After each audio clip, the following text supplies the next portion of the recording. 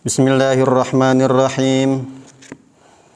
Wa an Abil Abbas Abdullah ibni Abbas ibni Abdul Muttalib radhiyallahu anhuma an Rasulillah sallallahu alaihi wasallam, dari Rasulullah sallallahu alaihi wasallam, fima yarwi an rabbih, tentang apa yang diriwayatkan oleh Tuhannya, yaitu Allah tabaraka wa taala. Ya, ini artinya hadis ini termasuk hadis qudsi. Qala, Nabi sallallahu alaihi wasallam bersabda, innallaha, sesungguhnya Allah, katabal hasanat, menulis kebaikan-kebaikan atau menetapkan kebaikan-kebaikan, wassayyiati, dan keburukan-keburukan, tsumma bayyana dzalika, kemudian menjelaskan perkara tersebut. Kataba di sini menuliskan. Ada juga yang mengartikan Allah menyuruh malaikat untuk menetapkan, kemudian menjelaskan. Menjelaskan tentang apa? Tentang kebaikan dan keburukan. Apa yang dijelaskan? Ini lanjutannya. Faman, barang siapa, hamma, berkehendak. Hamma di sini bukan hanya sekedar niat, bukan hanya sekedar ingin, tapi keinginan yang sungguh-sungguh kuat. Contohnya ketika seseorang ini mau mudik, itu pasti pengen banget kan, setahun sekali, dipersiapkan dengan sungguh-sungguh, bahkan ketika PPKM itu pun diterobos. Kenapa? Karena niatnya yang kuat, keinginannya yang kuat, sehingga apapun yang terjadi akan tetap dilaksanakan. Nah, barang siapa di sini hamma, keinginannya itu kuat. Contohnya berkeinginan untuk sholat tahajud. Kalau berkeinginan kuat untuk sholat tahajud, maka dia pasang alarm, wasiat kepada istrinya, bangunkan saya jam 3. Kemudian berwudu dulu sebelum tidurnya. Ini tanda keseriusan, kehendaknya ingin tahajud. Jadi keinginannya itu benar-benar ingin sekali, bukan hanya sekedar ingin biasa. Seperti ingin biasa kayak gimana? Nanti siang saya mau makan. Ini kan biasa. Nanti juga kebiasaan kan itu makan kan. Jadi keinginannya itu nggak harus diniatkan betul-betul. Tapi ketika kita ingin ngajak istri kita untuk mengajaknya makan di luar, karena malam ini adalah ulang tahun istri kita, maka kita akan mempersiapkannya. Keinginannya kan kuat, berbeda dengan makan biasa. Nah, di sini barang siapa yang berkehendak dalam arti keinginannya itu kuat, bihasanatin, dengan satu kebaikan, untuk berbuat kebaikan, falam ya'malha, akan tetapi tidak jadi mengamalkannya, katabahallah, maka Allah menetapkan baginya, indahu, di sisinya, hasanatan, satu kebaikan, kamilatan, yang sempurna. Ada orang niat dengan kehendak yang kuat, niat kebaikan, tapi nggak jadi dikerjakan, maka dia mendapatkan satu kebaikan yang sempurna. Artinya tidak dikurang lagi. Satu pahala sempurna. Wa in hamma, dan barang siapa yang berkehendak biha, melakukan kebaikan, fa'amilaha, kemudian dia mengerjakannya, mengerjakan niatnya tadi, katabahallah, maka Allah subhanahu wa ta'ala menetapkan baginya, indahu, di sisinya, asyra hasanatin, 10 kebaikan, ila sab'imi'ati dhi'afin, sampai 700 kali lipat, ila ad'afin katsirah, sampai bahkan lebih banyak lagi. Ad'afin katsirah itu adalah kelipatan-kelipatan yang banyak, artinya hanya Allah subhanahu wa ta'ala yang tahu. Dalam riwayat Muslim, teksnya itu tambahannya ila masya Allah, sampai dengan apa yang Allah kehendaki. Wallahu yudha'ifu liman yasha, ayat Al-Qur'annya, Allah akan melipat gandakan liman yasha, bagi yang Allah kehendaki. Artinya, jadi kalau orang ini berkehendak yang kuat melakukan kebaikan, kemudian jadi dikerjakan, maka minimal dia mendapatkan 10 kebaikan. Ini paling sedikit. Bahkan bisa sampai 700 kebaikan. Bahkan sampai tidak terhingga. Bisa 700.000, bisa 7 juta, bahkan bisa nggak terhingga. Hanya Allah yang tahu kepada yang Allah kehendaki. Ulama berpendapat 700 kebaikan ini atau yang berlipat-lipat ini tergantung kepada keikhlasan seseorang dalam beramal, ketulusannya, atau mungkin amalannya amalan jariah, ya. Dia membangun sumurnya terus terpakai sampai 70 tahun kemudian, sampai 100 tahun kemudian. Maka selagi orang-orang menggunakan sumur itu, mengambil manfaat, mengambil airnya dari sumur itu, maka pahalanya terus mengalir kepada orang yang amal jariah ini. Ini sebagian ulama berpendapat seperti itu. Ada juga yang berpendapat ulama ini bahwa kelipatan ini, yang 700 kebaikan ini, hanya untuk infak fisabilillah. Jadi yang berhubungan dengan agama ini baru dikalikan 700 kebaikan. Kalau hanya sekedar kepada selain yang fisabilillah, maka paling 10 kebaikan.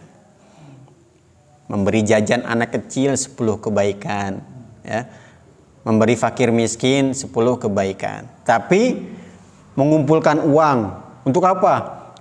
Supaya pengajian ramai. Ini infak fisabilillah, maka dikalikan 700 kebaikan. Jadi untuk yang ngajinya, untuk yang ngajarnya, untuk pembangunan masjid, untuk memasantrenkan anak, maka ini dikali lipatkan 700 kali lipat. Tapi menurut Ibnu Hajar dalam kitab Fathul Bari, ini tidak demikian. Hanya Allah Subhanahu wa taala yang tahu berapa kelipatan pahala kita. 10 kali lipat, 700 kali lipat, atau tidak terhingga, hanya Allah Subhanahu wa taala yang tahu saja. Begitu juga dengan kualitasnya. Kualitas keikhlasan kita, kualitas ketulusan kita, itu hanya Allah Subhanahu wa taala yang tahu. Cuman minimalnya kebaikan yang kita kerjakan, yang diawali dengan niat tadi, ini minimal mendapatkan 10 kebaikan, bisa sampai 700 kebaikan, sampai tidak terhingga, ila masya Allah, sampai dengan apa yang Allah kehendaki. Kalau berkehendak lebih banyak, ya berarti lebih banyak lagi daripada 700. Wa in hamma, dan barang siapa yang berkehendak bisayyi'atin, untuk berbuat keburukan, falam ya'malha, akan tetapi tidak jadi mengerjakannya, katabahallahu ta'ala, maka Allah Subhanahu wa ta'ala menetapkan baginya, indahu, di sisinya, hasanatan, satu kebaikan, kamilatan, yang sempurna. Niat, kehendak yang kuat untuk melakukan perbuatan buruk, terus gak jadi dikerjakan, maka dia mendapatkan satu kebaikan. Loh, kok begitu? Karena nggak jadi melakukan keburukan itu adalah suatu kebaikan. Mau mencuri nggak jadi, berarti dia mendapatkan kebaikan. Apa kebaikannya? Nggak jadi mencuri, nggak jadi dilaknat Allah, nggak jadi mendapatkan dosa, nggak jadi buronan polisi. Kebaikan meninggalkan keburukan itu, maka wajar ketika dia meninggalkan keburukan mendapatkan satu kebaikan. Ini berbeda dengan hadis kemarin, ya.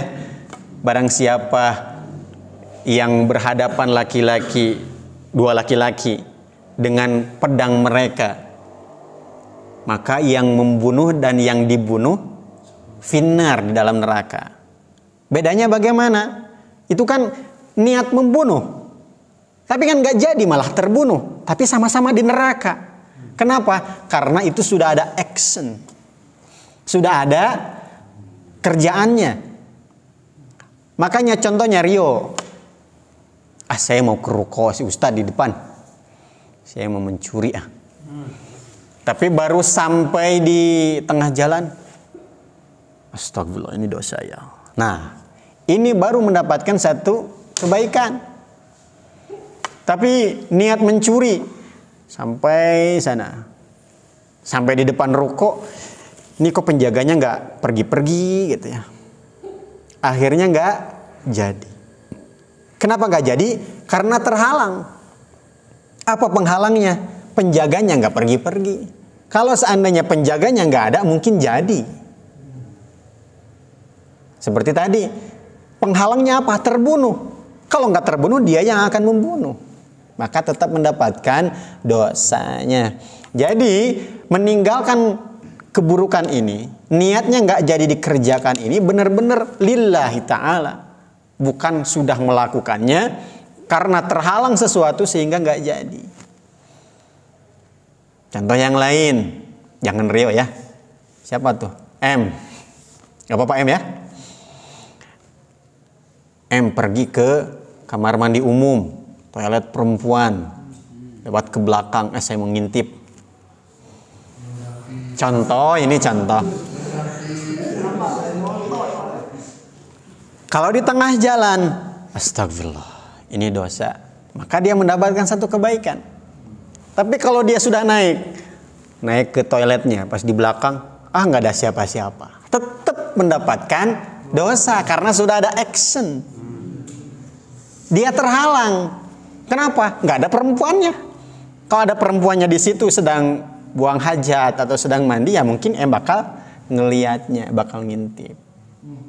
Paham ya? Antara perbedaan orang mendapatkan kebaikan atau tetap mendapatkan dosa dari niat buruknya. Wa in hamma, dan barang siapa berkehendak biha melakukan suatu keburukan, fa'amilaha, kemudian dia melakukannya, katabahallah, maka Allah Subhanahu wa taala menuliskan baginya atau menetapkan baginya sayyi'atan, keburukan, wahidatan, yang satu atau satu keburukan saja. Kalau kebaikan kan dikali lipat 10 kali, bahkan 700 kali, bahkan tidak terhingga. Tapi kalau niat buruk dikerjakan, maka tetap mendapatkan satu keburukan saja. Bahkan Imam Muslim menambahkan dalam teks hadisnya, au mahaha, atau bahkan Allah Subhanahu wa taala akan menghapusnya. Makanya ini hadis luar biasa. Maha bijaksananya Allah Subhanahu wa taala, maha pemurahnya Allah Subhanahu wa taala, maha agungnya Allah Subhanahu wa taala. Berbuat baik dikali lipatkan, tapi berbuat buruk hanya mendapatkan satu, bahkan bisa jadi Allah Subhanahu wa taala menghapusnya. Tapi ingat, jangan sepelekan dosa. Kita kan berbuat kebaikan 10 nih, berbuat buruk 1. Sedangkan dalam satu ayat dijelaskan, innal hasanat yudhibnas sayyiat. Sesungguhnya kebaikan-kebaikan ini akan menghapus keburukan-keburukan. Cuma 1 keburukan atau 2 atau 10 keburukan dengan 1 amal saja ini bisa dihapuskan oleh Allah Subhanahu wa taala. Jangan sepelekan dosa.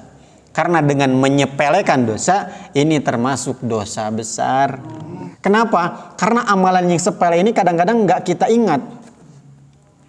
Kita berbuat dosa lagi. Hal yang sama. Contohnya melihat perempuan-perempuan yang bukan muhrim samping jalan, yang seksi-seksi. Lihat terus, setiap hari dikerjakan. Maka kalau setiap hari dikerjakan, walaupun itu hanya sekedar dosa kecil misalnya ya, kalau setiap hari dikerjakan berulang-ulang, nanti kita akan merasa bahwa itu bukan maksiat. Bahkan lama-lama hal tersebut akan menjadi kebanggaan. Wah, kemari ada cewek cantik lewat, seksi banget. Jadi kebanggaan. Maksiat padahal. Maka jangan sepelekan dosa kecil. Nanti karena dosa kecil dengan disepelekan lama-lama akan menjadi besar. Imam Ahmad pernah ditanya, adakah hadis bahwa satu keburukan itu akan dibalas lebih dari satu? Seperti kebaikan tadi. Maka jawab Imam Ahmad, tidak ada. Saya belum pernah mendengarnya. Kecuali di Mekah saja karena keagungan negerinya. Keagungan tempatnya. Jadi kalau kita berbuat buruk di Mekah, ini baru dikali lipatkan. Makanya ulama ini sangat menganjurkan jangan tinggal di Mekah terlalu lama. Di Masjidil Haram maksudnya. Kecuali kalau kita ini sudah waro, sudah jauh dari maksiat, hidupnya ibadah terus. Kalau masih keadaan normal, masih suka maksiat kadang-kadang, jangan tinggal di Mekah. Kenapa? Karena nanti kalau berbuat maksiat, ini dikali lipatkan maksiatnya. Kalau hanya sekedar umroh 10 hari atau yang paket 1 bulan, kita kan mau tinggal sebentar di sana. Hanya sebulan, 10 hari, sehingga kita akan melakukan ibadah dengan sungguh-sungguh. Maksiat akan sebisa mungkin akan kita hindari. Tapi kalau di sana lama, setahun 2 tahun, ini akan sulit untuk menghindari maksiat. Ada juga ulama lain berpendapat bahwa keburukan ini akan dikali lipatkan tergantung daripada waktu dan juga tempatnya. Contohnya bagaimana 10 Muharram, itu kan waktu mulia, ini malah maksiat, maka dikali lipatkan. Termasuk bulan Ramadan, ini kan bulan mulia, di siang-siang kau berbuat maksiat, maka dikali lipatkan. Bahkan ketika membatalkan puasa dengan sebab berjima suami istri, ini bukan maksiat, malah mendapatkan kifarat yang harus memerdekakan budak atau puasa selama 2 bulan berturut-turut. Padahal halal itu bukan maksiat, tapi dilakukan di bulan Ramadan ketika berpuasa di siang hari, maka kifaratnya 2 bulan puasa berturut-turut. Baru 50 hari atau 55 hari, hari ke-56-nya batal, diulangi lagi 2 bulan. Karena mulianya bulan Ramadan, waktunya. Maka begitu juga dengan dosa. Ini bisa dikali lipat gandakan kalau di waktu yang mulia dan di tempat yang mulia. Contohnya lagi bermaksiat di masjid, maka akan dikali lipatkan. Jadi inilah pentingnya niat ya. Kenapa niat ini dengan niat saja nggak jadi dikerjakan tetap mendapatkan kebaikan? Karena niat ini termasuk amalan. Amalan apa? Amalan hati. Maka berniatlah yang baik, sehingga kalaupun tidak dikerjakan kita tetap mendapatkan kebaikannya. Niat sungguh-sungguh untuk sholat tahajud. Ketika ketiduran sampai waktu subuh, maka tidur kita ini sedekah, sedangkan dia tetap mendapatkan pahala tahajud. Orang istiqomah sholat ke masjid, ya, istiqomah ngaji, kemudian dia diberi sakit oleh Allah, sakit seminggu bahkan sebulan, maka 1 bulan itu dia terus dianggap sholat ke masjid, tetap dianggap ngaji terus. Kenapa? Karena sudah istiqomah. Dia tidak melakukannya karena terhalang sakit tadi, nggak bisa jalan dan lain sebagainya. Maka istiqomahkan amalnya, sehingga perbuatan-perbuatan yang biasa kita lakukan di waktu sehat kita, ketika sakit kita akan mendapatkannya tetap. Dengan apa? Dengan niat istiqomah. Kalau belang betong menyamoa. Ya. Jadi jangan sampai sekarang ngaji besok enggak, ke masjid juga, duhur ke masjid, asar enggak. Ya kalau sakit ya semuanya tetap enggak dapat pahala jamaah. Tetap aja hanya sekedar berbaring. Tapi sakit tetap ada fadilahnya, akan diampuni dosa oleh Allah Subhanahu wa taala. Itu saja, mudah-mudahan kita bisa beramal niat-niat kita ini niat-niat yang baik semua, dan mudah-mudahan niat baik kita ini semua bisa dibantu oleh Allah supaya mengerjakannya, dan niat buruk kita mudah-mudahan gak jadi dikerjakan. Amin ya Allah ya rabbal alamin. Yang betulnya dari Allah Subhanahu wa taala, yang salahnya dari kesalahan saya, kekurangan saya, kebodohan saya. Wallahu a'lam bishawab. Kita tutup dengan doa kifaratul majlis. Subhanallahu wa bihamdihi, subhanakallahumma wa bihamdika, asyhadu an la ilaha illa anta, astaghfiruka wa atubu ilaik. Wassalamualaikum warahmatullahi wabarakatuh.